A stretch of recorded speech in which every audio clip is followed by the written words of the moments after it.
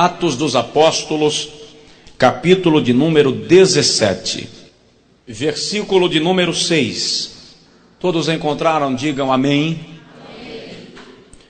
Diz assim: porém, não os encontrando, arrastaram a Jason e alguns irmãos perante as autoridades, clamando: estes homens que têm transtornado o mundo chegaram também aqui.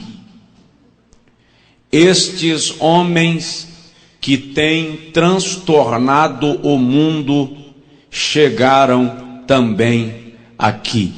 Chegaram em Bragança Paulista, chegaram em São Paulo, chegaram no Brasil e chegaram para transtornar.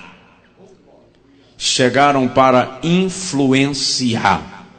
Olha para o teu vizinho e diz para ele: você tem uma missão como crente. Pode sentar em nome de Jesus. Amados, nesta noite eu gostaria de refletir convosco sobre o tema Atos, uma igreja de sucesso. Atos, uma igreja de sucesso.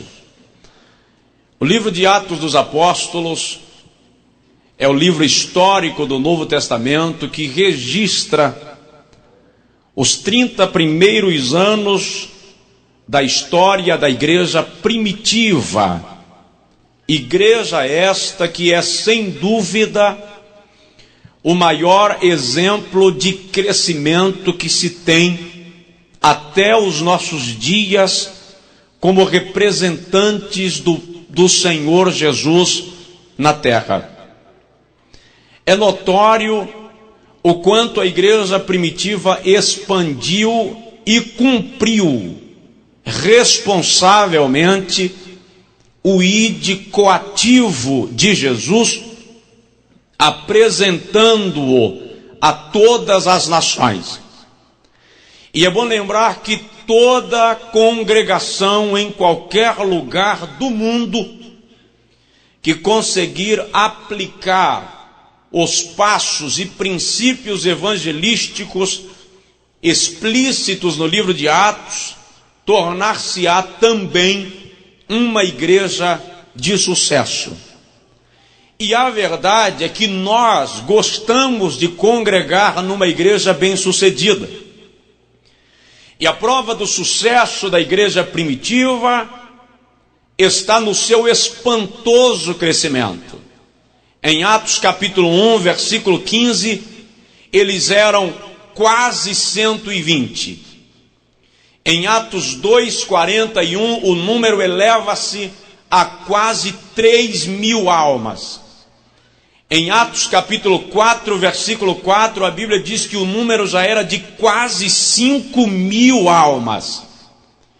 Em Atos 2, 47, a Bíblia diz que todos os dias acrescentava-lhes o Senhor os que se haviam de salvar. Em Atos capítulo 8, versículo 6, a Bíblia diz que as multidões se convertiam em grande número, de maneiras que a história revela que em 50 anos havia cerca de 500 mil de cristãos na Judéia. E em 60 anos, o mundo inteiro já havia ouvido falar de Jesus. Sem rádio, sem televisão, sem internet, sem qualquer outro meio de comunicação ou de transporte, senão pelo poder do Espírito Santo, eles conseguiram fazer Jesus conhecido em todo o planeta, das mais distantes aldeias até os palácios dos Césares, se sabia quem era Jesus. E em Atos capítulo 17, Paulo chega a Tessalônica. E os tessalonicenses fazem um movimento, uma turba nervosa, e arregimentam-se para prender a Paulo. e invadem a casa de um novo convertido chamado Jasson, onde Paulo estava hospedado. Mas a Bíblia diz que chegando eles à casa de Jasson e não encontrando a Paulo, nem a Silas que com ele estava, arrastaram Jasson até o tribunal, até a corte, até os magistrados, e a expressão revoltosa é essa: estes homens que têm transtornado o mundo chegaram também aqui. Transtornar significa virar de ponta cabeça, mudar a ordem das coisas. Numa linguagem bem popular, bagunçar. Ou seja, o evangelho que a igreja primitiva pregava estava bagunçando a religiosidade daqueles dias. Estava transtornando a mentalidade daquelas pessoas escravizadas. A sua mentalidade, o seu status estava sendo confrontado pelo evangelho. A igreja primitiva não pregou uma filosofia religiosa. A igreja primitiva não trouxe mais um sermão religioso. Eles pregaram Jesus e quem ouvia isso não aguentava e rendia-se a ele. Eles transtornaram. Eu lembro-me de Auguste Comte, sociólogo francês, que quando amanheceu um dia brilhante de sua vida, ele chegou para um colega de escritório que era cristão e disse: eu vou fundar uma religião mais forte do que o cristianismo. E o nome da minha religião será positivismo. O colega de Auguste Comte olhou para ele e disse: parabéns, você pode fundar uma religião mais forte que o cristianismo. Você vai conseguir. Só precisa de 3 coisas. Primeiro, você precisa nascer de uma virgem, e nisto você já perdeu. Segundo, você precisa ter poder para dar voz ao mudo, visão ao cego, audição ao surdo, e você não tem. Terceiro, você precisa morrer, ser sepultado, 3 dias depois, sem a ajuda de ninguém, ressuscitar, subir para o céu, assentar no lado direito do Todo-Poderoso e interceder pelas pessoas que acreditam naquilo que você ensinou. Quando o colega de Comte disse isso, ele prostrou-se, levantou as mãos e disse: Jesus é o Senhor, Ele é o maior. Aleluia! Foi isso que a igreja primitiva fez, transtornou, convenceu as pessoas da sua época que servir a Deus é mais do que ter uma religião, que servir a Deus é mais do que frequentar um templo. Aliás, eu ouvia um rapaz conversando outro dia no pátio do shopping, um religioso fanático, brigando pela sua placa denominacional, e eu me aproximei dele e falei com ele: você sabia que Jesus não era religioso? Ele olhou para mim assustado e disse: eu discordo de você. Eu falei com ele: vou te mostrar. A religião olhava para o leproso e dizia: é imundo, saia daqui. Jesus olha para o mesmo leproso e diz: ser limpo. A religião olhava para a prostituta e dizia: apedreja. Jesus olha para a mesma prostituta e diz: vai em paz e não peques mais. A religião olhava para o publicano e dizia: você não pode entrar na sinagoga. Jesus olha para o mesmo publicano e diz: hoje eu vou dormir na tua casa. A religião olhava para o ladrão e dizia: crucifica. Jesus olha para o mesmo ladrão e diz: hoje mesmo estarás comigo no paraíso. Aleluia! Transtornar não é apresentar a sua religião. Transtornar é apresentar Jesus, que está acima das religiões e oferece salvação para todo aquele que nele crê. Mas como a igreja primitiva conseguiu ser uma igreja de sucesso? O que ela fez? Em primeiro lugar, eles tinham a mesma comunhão. Eles tinham a mesma comunhão. Havia uma unidade entre os crentes primitivos. Atos capítulo 1, versículo 14, a Bíblia diz que eles permaneciam unânimes. Em algumas versões diz unanimemente no templo. Em Atos 2, 42, a Bíblia diz: e perseveravam na doutrina dos apóstolos, na comunhão, no partir do pão e nas orações. Havia um amor prático na igreja primitiva. E esta unidade impedia que eles disputassem posição. Quando na igreja de Corinto surgiu alguém querendo gerar esta diferença, esta separação, Paulo quebrou isso e disse: olha, Paulo plantou, Apolo regou, e o crescimento quem deu foi o Senhor e acabou. A glória pertence a ele. Havia unidade entre eles. E unidade no partir do pão. A Bíblia diz em Atos 2,47 que eles de casa em casa repartiam o pão. Era o chamado culto ágape, culto do amor. Cada dia do culto ágape era na casa de um irmão diferente. Ele repartia os seus bens, a sua alimentação, o seu comer com os irmãos da igreja. Fosse hoje, eles faziam um churrasco, eles banqueteavam juntos e se comungavam no Senhor. Mas esta unidade, esta comunhão não era só no partir do pão, era também no partir dos bens. A Bíblia diz em Atos capítulo 4, versículos 34 e 35, que eles vendiam as propriedades, traziam os valores correspondentes aos pés dos apóstolos, para que se repartisse com todos, a fim de que não houvesse entre eles necessitado algum. Havia uma comunhão tão grande entre eles que ninguém se satisfazia em estar com a despensa cheia e o vizinho com a casa vazia. Todos se saciavam.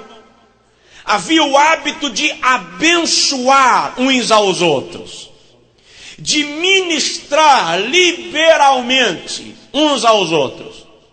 Enquanto o pastor Josué ministrava o ofertório, eu lembrei que há um personagem da televisão brasileira, das novelas brasileiras, que ficou famoso porque colocava cadeado na geladeira. E há muitas pessoas que colocam cadeado na sua vida. Eu estava no aeroporto de Rondônia, de Porto Velho, alguns meses atrás, com a minha esposa, embarcando para Salvador, e o irmão olhou para mim e disse: pastor, vamos fazer um lanche?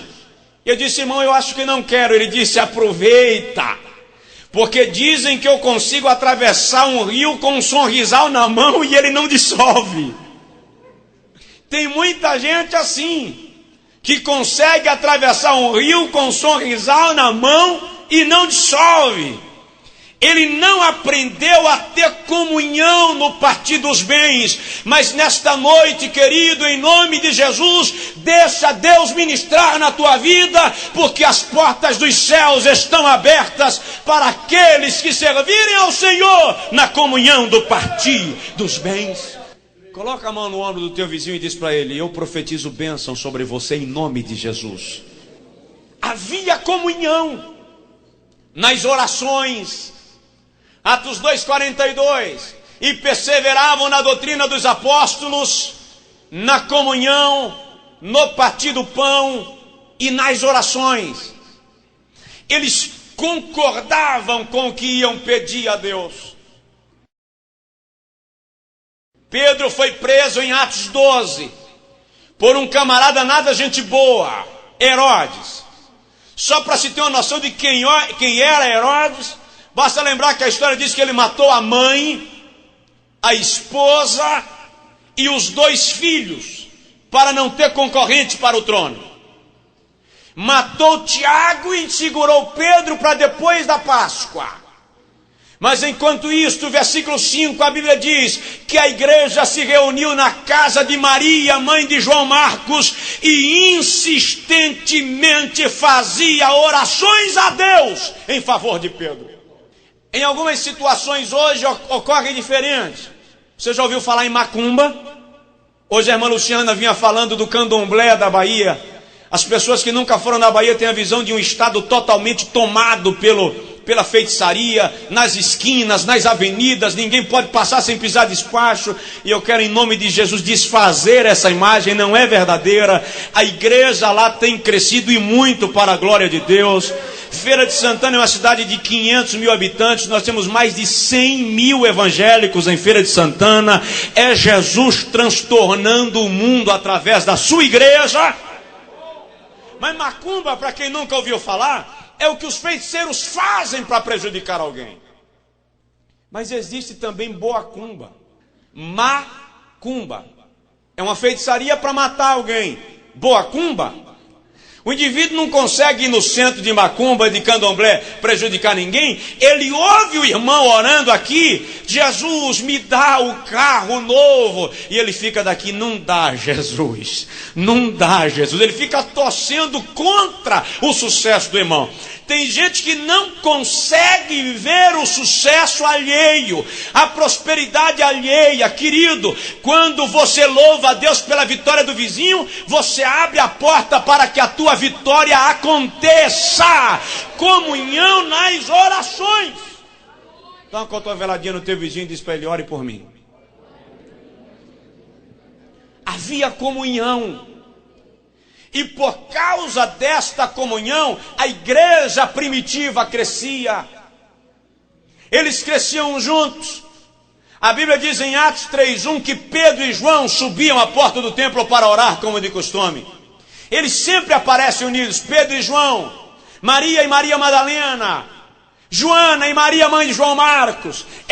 Eles estavam unidos em comunhão. Satanás não conseguia romper. E quando aparecia um cisma na igreja, a liderança resolvia, quebrava, e o amor continuava sendo ministrado sobre eles para a glória de Jesus. Quer prosperar na vida espiritual? Tenha comunhão. Evite brigas. Já percebeu que às vezes a gente arruma problema pelas coisas mais banais? Pelo corte de cabelo. Por causa do carro que passou numa poça de água e sujou o nosso paletó. Perdemos a paz quando nós somos membros de um só corpo. E o Senhor espera em nós unidade. Amém? Diz aí para o teu vizinho: você não pode brigar comigo. Agora diz para ele: se eu ferir você, você precisa me perdoar. Se eu ferir você precisa me perdoar. Tinham a mesma comunhão.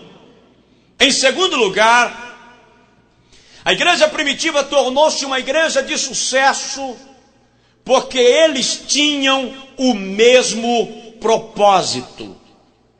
A igreja sabia por que estava lá. Não era uma igreja sem razão, sem causa. Ela tinha metas. E eu tenho dito sempre às pessoas: não estabeleça limites para Deus, porque Deus não tem limites. Mas estabeleça metas para você. Estabeleça propósitos para a sua vida. E a igreja primitiva tinha união de propósitos. Ela sabia que a sua função era levar Jesus ao mundo e trazer as pessoas do mundo a Jesus. E trabalhavam com este propósito. Trabalhavam com esta meta. A Bíblia nos revela em Atos capítulo 1, versículo 8, quando Jesus diz: e ser-me-eis testemunhas. Eu fico chateado quando eu vejo gente na televisão, no rádio, dizendo: eu sou fã de Jesus, como se Jesus fosse protagonista de novela das 8 e precisasse dançar valsa em baile debutante e dar autógrafo para manter a sua caixa, a sua caderneta. Jesus não precisa de fãs. Jesus não precisa de meros admiradores. Ele conta com testemunhas. O que é testemunha? No original é mártir. Aquele que está tão comprometido com a causa, que está disposto a dar a sua vida por ela. Meu professor de missiologia no seminário teológico, ele dizia: se vocês se apaixonarem por Jesus, como os nazistas se apaixonaram por Hitler, o mundo será evangelizado muito antes do que esperamos. Por quê? Porque há compromisso com a causa. A igreja primitiva não pregava a placa denominacional, não pregava os seus conceitos teológicos, ela pregava Jesus. Eu admiro quando Paulo chega aos Coríntios, na primeira carta, capítulo 2, versículo 1 a 5, ele diz: olha, quando eu fui ter convosco, não fui com preciosidade de palavras, nem com sabedoria humana, e nada me propus fazer saber entre vós, senão a Cristo e este crucificado. E a minha palavra e a minha pregação não consistiram em palavras persuasivas de sabedoria humana, mas em demonstração do Espírito e de poder. Este era o propósito da igreja: falar de Jesus. Eu vejo gente às vezes dizendo por aí: eu estou fazendo o meu nome, eu estou defendendo o meu nome. Deus não consegue ser honrado em quem trabalha para fazer seu nome. Deus não consegue ser honrado em quem vive de autopromoção. Ele é glorificado em quem tem propósito: falar de Jesus. Eu ouvi certa feita o pastor Robert Liardon, pastor norte-americano, dizendo que quando a igreja dele começou a viver um grande avivamento e um crescimento estrondoso, começaram a falar dele. Os colegas começaram a malhá-lo, a denegrir o seu nome. E ele foi orar um dia e disse: Jesus, estão acabando com o meu nome, vão destruir a minha imagem. E o Senhor perguntou para ele: Robert, qual é o nome que salva? Ele disse: o teu. E qual é o nome que cura? Ele disse: o teu. E qual é o nome que liberta? Ele disse: o teu. O Senhor disse para ele: então prega meu nome e deixa que eu cuido do teu. Quando o nosso propósito é Jesus, Ele cuida de nós. Oh, aleluia. Te masto le manda la masto e que varanda la bagá. Tenha propósito na sua vida espiritual. Você não está aqui por estar. Deus tem projeto na tua vida. Ele quer algo de nós e conosco. E se nós tivermos propósitos, Ele vai honrar, porque Ele é fiel. Em terceiro lugar, a igreja primitiva conseguiu crescer porque eles tinham a mesma humildade. Está aí algo escasso nos nossos dias. Seminário não ensina humildade. Faculdade também não. Pobreza também não ensina humildade. Tem gente que pensa que quem vive na miséria é naturalmente humilde. Errado. Eu conheço gente ruim para valer, não tem nada, mas pensa que é dono do mundo. Humildade se aprende na escola de Jesus. E as matrículas já estão abertas. Ele diz: aprendei de mim, que sou manso e humilde de coração. E na igreja primitiva não importava quem ia pregar. Não importava quem Deus estava usando. Importava que Jesus fosse louvado. A Bíblia diz em Atos 2,47 que eles louvavam a Deus e caía na graça do povo. Só isso, louvando a Deus, dando a Deus a glória. Os irmãos lembram quando Pedro instituiu o diaconato na igreja? Com que propósito? Cuidar dos órfãos e das viúvas. E quem ministraria a palavra? Os diáconos? Não, os apóstolos. Pedro, Tiago, João, Bartolomeu, Tomé, eles pregariam a palavra. Os diáconos cuidariam das questões materiais da igreja. Mas de repente aparece um diácono que esquece que é diácono e vira ministro da palavra. Estevão. Pedro poderia chamar Estevão, Pedro, presidente da convenção, chama Estevão e dizer: Estevão, sua função não é pregar, a sua função é cuidar das mesas. Mas Estevão prega, e quando morre apedrejado, Pedro e os demais apóstolos vão chorar a morte de Estevão. Eles não tinham ciúme do sucesso de Estevão. Havia humildade, porque o que importava era que Jesus fosse glorificado. Quando eu era jovem na igreja, solteiro na igreja, surgiu um jargão que dizia assim: te humilha, pó. E tinha uma moça na nossa igreja que ela ficava irritada com essa frase. E quanto mais ela se irritava, mais alguém dizia: te humilha, pó. Aí ela ficava nervosa. Mas na verdade, irmãos, é que este rosto bonito, que o teu espelho refletiu antes de vir para a igreja, é pó. Se o espírito sair, tomba o corpo. E por mais que nos examem, terão que nos sepultar. Porque este pó vai inchar, vai entrar em estado de putrefação, vai decompor. Ou seja, só estou aqui porque Ele soprou o fôlego de vida. A pergunta é: orgulhar-se de quê? Se Ele é tudo em todos, e tudo é feito para a honra e a glória do seu excelso e soberano nome. Eu lembro que quando os gladiadores de Roma tornavam-se afamados, renomados, haviam os grandes gladiadores, aqueles que enchiam o Coliseu. A história diz que quando eles terminavam de gladiar, o César dispunha de uma carruagem para eles. E o grande gladiador subia na carruagem e desfilava nas ruas de Roma. As multidões enchiam as laterais das avenidas para aplaudir o grande gladiador. Gritavam seu nome, ovacionavam seu nome, e de vez em quando ele levantava o braço e acenava para o povo.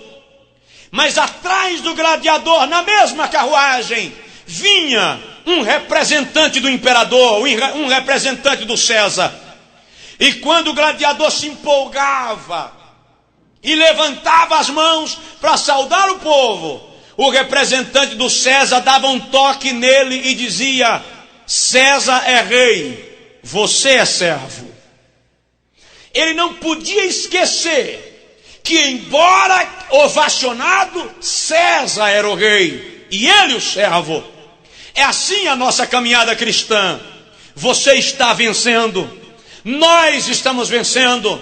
Vencemos as últimas lutas do dia e reconhecem quando a gente vence, nos elogiam quando a gente vence, mas o Espírito Santo vem na mesma carruagem e ele dá um toque e diz: Jesus é rei, você é servo. Jesus é rei, você é servo. Não esqueça que é servo, para que Deus consiga ser glorificado na sua vida.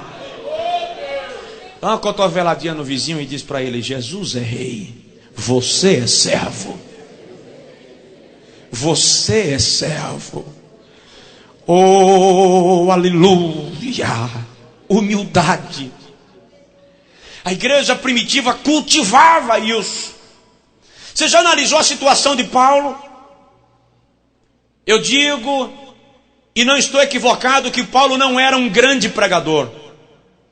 Ele tinha demonstração de poder. Mas Paulo não era um pregador para um grande congresso dos nossos dias. Não na questão da eloquência. Por que eu digo isso? Se ler Atos 20, você vai ver que Paulo tinha duas características como pregador. A primeira é que ele não se preocupava com o horário de terminar a pregação. A Bíblia diz que já era meia-noite e Paulo não estava nem perto do final da mensagem. A segunda é que Paulo não era eloquente. Eutico dormiu enquanto Paulo pregava. Paulo conseguiu fazer Eutico dormir, irmão. De repente chega Apolo, o pregador de Alexandria, formado nas grandes universidades da capital do Império de Alexandre o Magno. A Bíblia diz que Apolo era poderoso em palavras e sábio nas Escrituras. Quando Apolo apareceu pregando, logo apareceu o grupo que disse: Paulo não, Apolo. Mas Paulo não se chateia com isso. Ele envia Apolo para, Atos 18, 24, ele envia Apolo para a casa de Priscila e Áquila, para aprender mais acerca do poder do Espírito. Depois assina uma carta de recomendação, recomendando Apolo para que fosse recebido nas regiões da Macedônia e de Acaia. E depois escreve aos Coríntios: Paulo plantou, Apolo regou, mas o crescimento quem dá é o Senhor. Paulo não aceitou sentir-se ofendido, porque ele não tinha eloquência, porque apesar de fazer Eutico dormir, quando Eutico cai e morre, Paulo, sem estardalhaço, desce, ora sobre Eutico, e ele ressuscita e volta para casa, todos com alegria, já no amanhecer. Havia humildade, a glória é do Senhor. Em penúltimo lugar, a igreja primitiva conseguiu crescer com sucesso, porque eles tinham a mesma fé. Fé na igreja primitiva não era triunfalismo. Eles não criam em Deus porque ele fazia alguma coisa. Eles criam em Deus pelo que Deus é. Eu vejo pessoas hoje dizendo: se Jesus não fizer isso, eu vou rasgar minha Bíblia. Se Jesus não fizer isso, eu não prego mais. Que tipo de fé barata é essa? A fé que Deus espera de nós é aquela exibida por Ananias, Misael e Azarias em Daniel 3,15. Quando o rei olhou para eles e disse: eu vou mandar tocar a trombeta, a flauta e a cítara, para que vocês se curvem diante da minha estátua. E se vocês não se curvarem, eu quero ver quem é o Deus que poderá vos livrar da minha mão. Eles olham para a fornalha aquecida, olham para o rei e dizem: majestade, no tocante a isso, não temos necessidade de te responder mais nada. Porque se o nosso Deus quiser, Ele pode nos livrar da tua mão e da tua fornalha. Mas se Ele não fizer, saiba, ó rei, que nem mesmo assim nos encurvaremos diante da estátua. E acabou. Nós não cremos porque Ele vai nos livrar. Se Ele não nos livrar, nem assim nos encurvaremos diante da tua estátua. A igreja primitiva cria em Jesus. Não é que eles criam em milagres.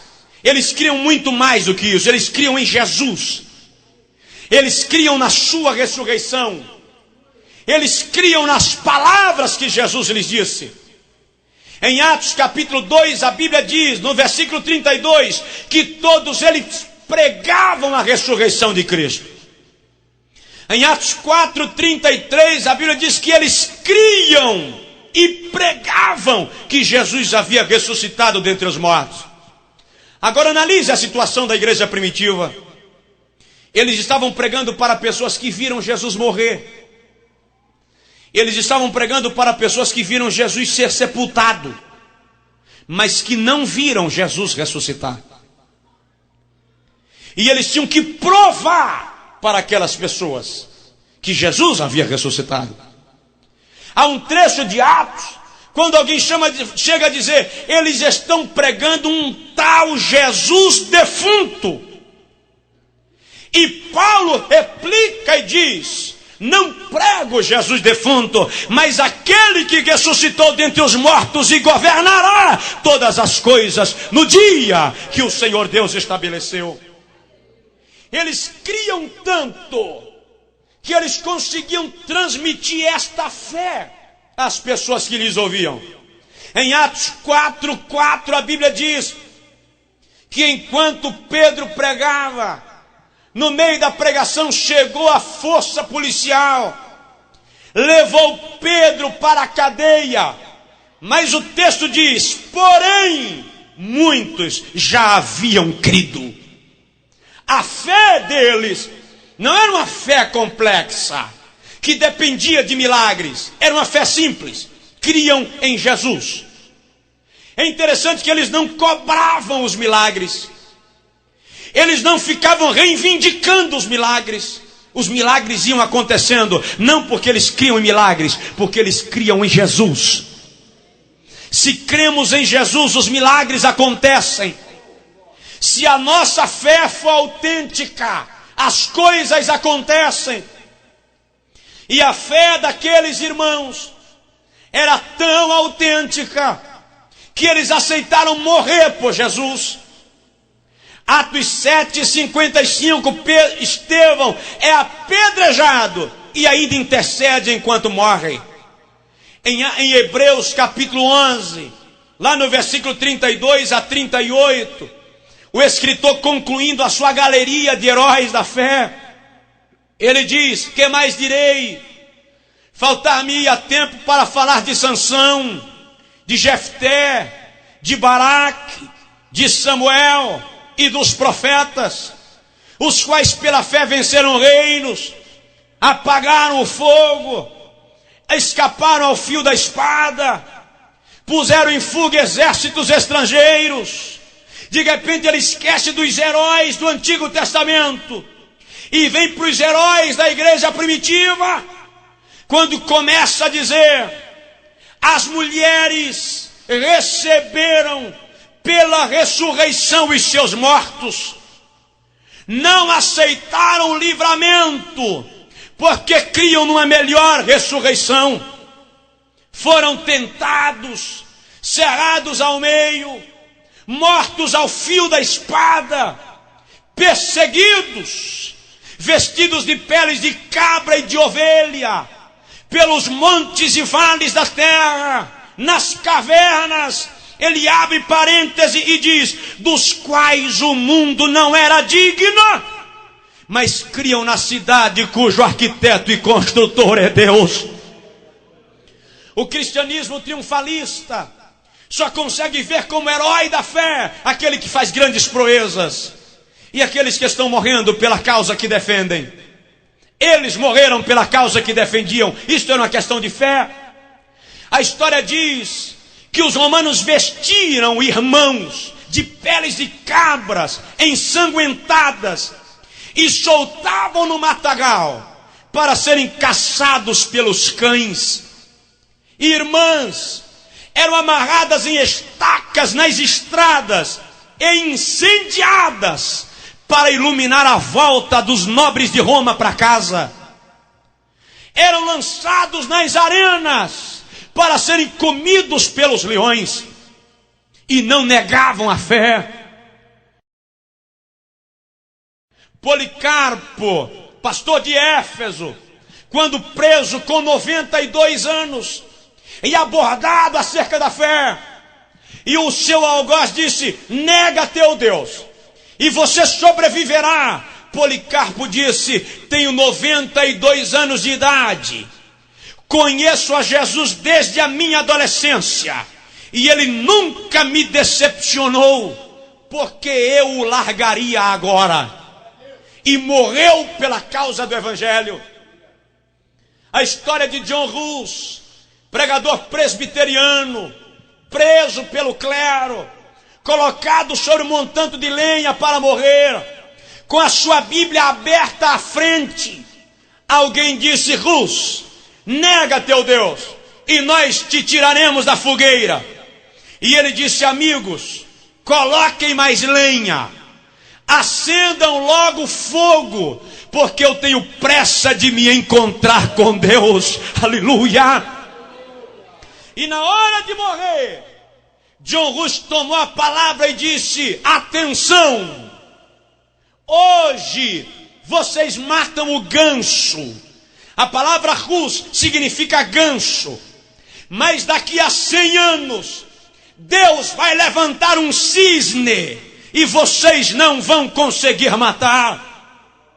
100 anos e 4 meses depois, Martin Luther, ou Martinho Lutero, e a palavra Lutero significa cisne, causa a reforma protestante e transtorna a religião da Idade Média, chegando até nós a pregação do Evangelho, do poder de Deus, para a glória de Jesus. Se você pode, aplauda ao Senhor nesta noite, porque Ele trouxe o Evangelho até nós.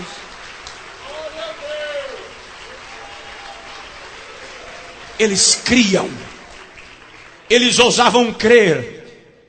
Não creia nos milagres, creia no Deus dos milagres.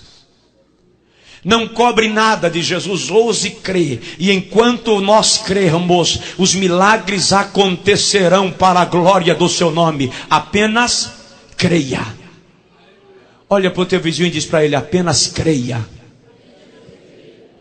Em último lugar, a igreja primitiva cresceu porque eles tinham o mesmo Espírito. O Espírito Santo não era jogador de banco de reserva na igreja primitiva. Ninguém tentava conduzir a obra do Espírito. A liberdade do Senhor em agir era plena, era absoluta. Paulo chega a dizer à igreja de Tessalônica, na primeira carta, capítulo 5, versículo 19: não extingais o Espírito de Deus. O Espírito Santo agia abertamente, operava gloriosamente. E quantos de nós hoje, que só precisamos da liberdade para o Espírito Santo agir em nossa vida? Ele está presente em nós e quer atuar através de nós. A Bíblia revela em Atos 1:8, quando Jesus diz: mais recebereis poder ao descer sobre vós o Espírito Santo. É interessante que em João 3:8 Jesus diz: o vento sopra onde quer. Vento ali é pneuma. O Espírito sopra onde quer. Mas alguém interpreta mal e diz: não, mas a Bíblia diz que o Espírito Santo é sujeito ao profeta. Não. A Bíblia diz que o Espírito do profeta é sujeito ao profeta. Ou seja, eu pulo se quiser, e tem hora que dá uma vontade. Eu corro se quiser, e tem hora que dá vontade. Mas o Espírito do profeta é sujeito ao profeta. É pecado pular? Não. Adorar só é adoração se for em espírito e em verdade, pelo Espírito. Mas o Espírito Santo não é sujeito a ninguém aqui. Ele age como quer, quando quer, através de quem quer, para a glória do nome de Jesus no meio da igreja. Aleluia. Eu fui convidado certa feita para ministrar numa igreja de convicções tradicionais. Quando eu agendei o convite, o pastor pelo telefone me perguntou: Josué, você é pentecostal, a minha igreja é tradicional, nós não cremos no batismo com o Espírito Santo como vocês creem. O que você vem fazer aqui? Eu falei com ele: pastor, com todo respeito, eu não liguei para a tua casa pedindo oportunidade para pregar na tua igreja. Foi o senhor que ligou para a minha. E ligou sabendo que sou pentecostal. E não vou deixar de ser para atender a demanda. Mas, se o senhor não me quiser lá porque sou pentecostal, não tem problema. Eu posso até lhe indicar um pastor tradicional, Jesus vai salvar e é o que importa. Jesus sendo louvado é o suficiente. Ele me perguntou: me responda uma coisa, você fala em línguas estranhas quando quer? Falei com ele: não, senhor, falo quando o Espírito Santo me concede. Ele disse: então pode vir. Sábado à noite, quando ele me levava para o hotel, eu disse para ele: amanhã de manhã eu estou querendo falar sobre por que eu falo em línguas estranhas. Ele olhou para mim e disse: você não ficou doido? Eu falei com ele: não, eu estou são, estou perfeito, não vou mandar ninguém falar também, só vou explicar porque que eu falo, só para ninguém me censurar, só isso. Ele disse: assuma as consequências. Eu falei com ele: fica tranquilo, Jesus assume. Domingo de manhã, enquanto ministrava o estudo da palavra, e o povo folheava a Bíblia, 11h30 da manhã, 33 tradicionais pulavam no meio da igreja, falando em línguas estranhas e dando glória a Deus. Eu virei para ele e perguntei: e aí, pastor? Ele disse: rapaz, eu recebi há 15 anos atrás, só tinha medo de falar. Eu falei com ele: então abre a boca e fala, dá liberdade. O Espírito de Deus quer liberdade para agir na tua vida, irmão. Fica de pé, por gentileza, em nome de Jesus. O vento sopra onde quer. Deixa o Espírito Santo guiar você quando estiver evangelizando. Deixa o Espírito Santo te guiar no tribunal quando você defende uma causa. Deixa o Espírito Santo te guiar no consultório quando você atende o teu paciente. No escritório quando você conversa com o teu fornecedor. Deixa o Espírito Santo guiar a tua vida. E as portas vão se abrindo e você vai ser um missionário em potencial, como já foi dito nesta noite. Mas a única coisa que Ele quer agora é liberdade para agir na nossa vida. Ele está dizendo: estou aqui, só quero que você me deixe lhe usar. Um dia eu falei com Deus: Senhor, seria tão mais fácil se eu fosse como um artista, que é só chegar lá e animar o público, está resolvido. Jesus falou comigo: seria tão mais difícil se você tivesse que animar o público. Porque você não tem que animar, só pregue a minha palavra e deixa que eu faço tudo. Irmão, se nós deixarmos Jesus fazer, Ele fará. E sabe qual é a melhor notícia?